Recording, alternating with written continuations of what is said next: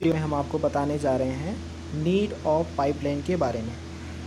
यदि आपने अभी तक हमारे चैनल को सब्सक्राइब नहीं किया है तो इसे सब्सक्राइब करें और बेल आइकन पर भी क्लिक करें। किसी भी सीपीयू की परफॉर्मेंस को इम्प्रूव करने के लिए हमारे पास दो ऑप्शंस होते हैं।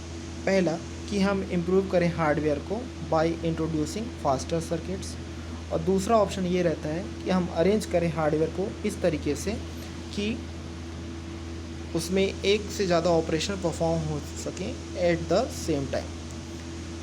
जैसे कि आप देख सकते हैं कि एक लिमिट होता है on the speed of hardware and the cost of faster circuit बहुत ही हाई होता है, तो इसलिए हम अडॉप्ट करते हैं सेकेंड ऑप्शन।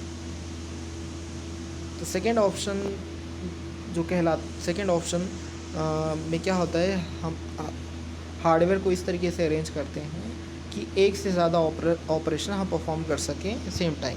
तो इसी को बोला जाता है पाइपलाइनिंग। यानी कि आप ये कह सकते हैं कि जब हम हार्डवेयर को इस तरीके से अरेंज करें कि एक से ज़्यादा ऑपरेशन परफॉर्म हो सकें सिंगल टाइम पे, तो उससे हमारा क्या होगा, कॉस्ट भी कम लगेगा और स्पीड ऑफ हार्डवेयर जितना हमें चाहिए उतना हमें मिल जाएगा। इसलिए पाइपलाइनिंग की ज़रूरत पड़ती है। तो आप इस तरीके से अपने आंसर को डिस्क्राइब कर सकते हैं। पाइपलाइनिंग एक ऐसा प्रोसेस है जिसमें अरेंजमेंट ऑफ हार्डवेयर किया जाता है। Arrangement of hardware elements of CPU इस तरीके से किया जाता है कि सारा ओवरऑल परफॉर्मेंस इंक्रीज़ हो जाए। Simultaneous execution of more than one instruction takes place होता है एक पाइपलाइन प्रोसेसर में।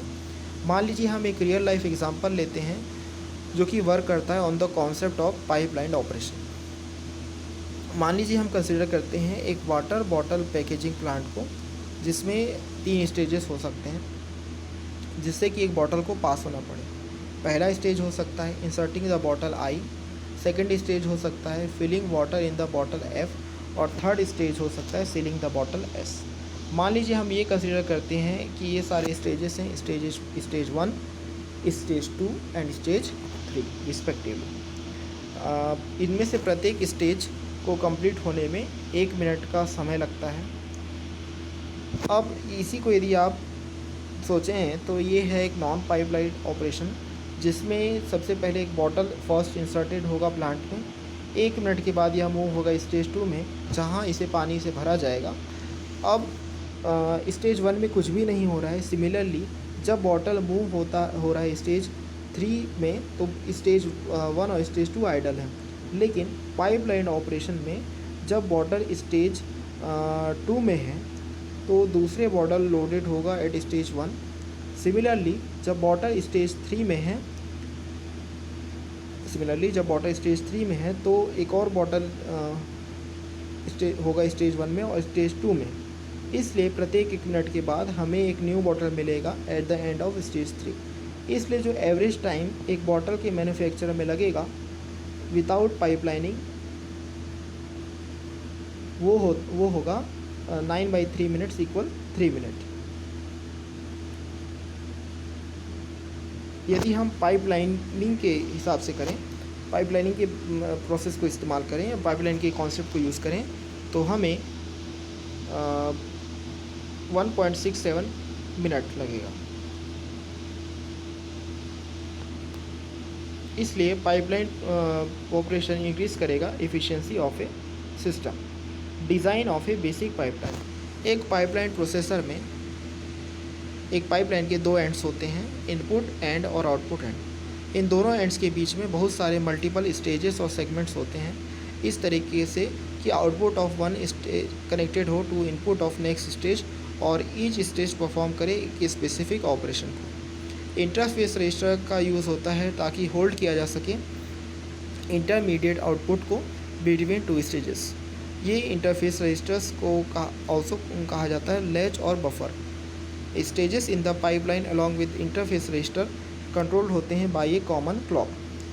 Execution in a pipeline processor. Execution sequence of instruction एक पाइपलाइन प्रोसेसर में विजुलाइज हो सकता है यूजिंग ए स्पेस टाइम डायग्राम।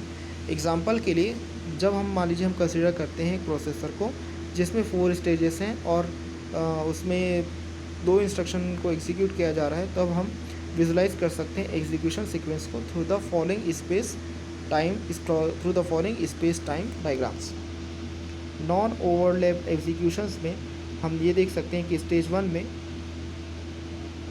है 1 और I1 और I2, स्टेज 2 में है I1 I2 2 और 6 के लिए, स्टेज 3 में है I1 I2 3 और 7 के लिए, और स्टेज 4 में है I1 और I2 4 और 8 के लिए। टोटल टाइम यहाँ पर 8 साइकिल लगता है। यदि आप ओवर एग्जीक्यूशन में देखें तो S1 में लगेगा I1 1 और 2 में I1 I2, S2 में 2 जब 3 1 और 2 के बीच में एक आ जा रहा है, 2 और 3 के बीच में आ रहा है, S3 में 3 और 4 में आ रहा है, S4 में 3 और 4 के बीच में आ रहा है, और S5 में 5। तो यहाँ पर टोटल टाइम लगेगा 5 cycle. Pipeline stages. Risk processor में 5 स्टेज इंस्ट्रक्शन पाइपलाइन होते हैं ताकि एग्जीक्यूट किया जा सके all the instruction in the RISC instruction set. Following are the 5 stages होते हैं of RISC pipeline with their respective operations. Stage 1 होता है इंस्ट्रक्शन फैच। इस स्टेज में CPU रीड करता है इंस्ट्रक्शन को from the address in the memory जिसकी वैल्यू प्रेजेंट होती है in the program counter. Stage 2 instruction decode.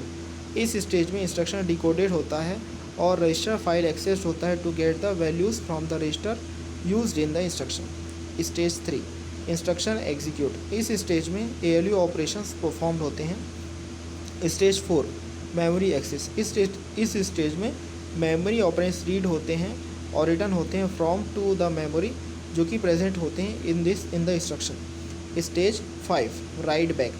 इस स्टेज में कंप्यूटेड और ये फेच्ड वैल्यू रिटर्न बैक होती है टू द रजिस्टर जो कि प्रेजेंट होता है in the instruction. Performance of a pipeline processor. मान लीजिए हम कंसिडर कर रहे हैं एक के सेगमेंट पाइपलाइन को with clock cycle time as TP। मान लीजिए वहाँ पे n टास्क होना है to be completed in the pipeline processor. अब फर्स्ट इंस्ट्रक्शन लेगा के साइकिल्स पाइपलाइन से बाहर आने के लिए, लेकिन अदर n-1 इंस्ट्रक्शन सिर्फ एक साइकिल लेंगे प्रत्येक में, इसलिए टोटल ऑफ n-1 साइकिल। इसलिए वो समय जो लगना है एग्जीक्यूट होने के लिए इंस्ट्रक्शन को एक पाइपलाइन प्रोसेसर में वो होगा ET pipeline is equal k + n-1 cycle k + n-1 TP। कुछ केसेस में जब हम इस्तेमाल करते हैं पाइपलाइन प्रोसेसर को, नॉन पाइपलाइन प्रोसेसर को, execution time of n instruction कुछ इस तरीके से होगा ET non pipeline equal n × k × TP। इसलिए speed up of the pipeline processor over non pipeline processor जब n टास्क एग्जीक्यूटेड होता है on the same processor is S equal performance of pipeline processor upon performance of non pipeline processor. इसलिए as the performance of processor inversely proportional होता है to the execution time, तो हमारे पास S equal ET non pipeline upon ET pipeline is equal S equal n × k × TP upon k + n-1 × TP S equal n × k upon k + n-1। जब number of task n significantly larger then k होते हैं तब n greater than k S equal n × k upon n S equal k, जहाँ पे k क्या है number of stages in the pipeline. Also efficiency equal given speed up upon max speed up equal S upon S max.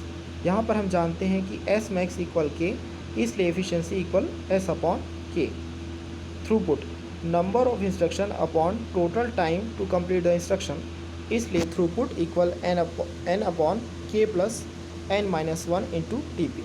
यहाँ पर आपको यह note करना है कि cycles per instruction CPI value of an ideal pipeline processor is 1।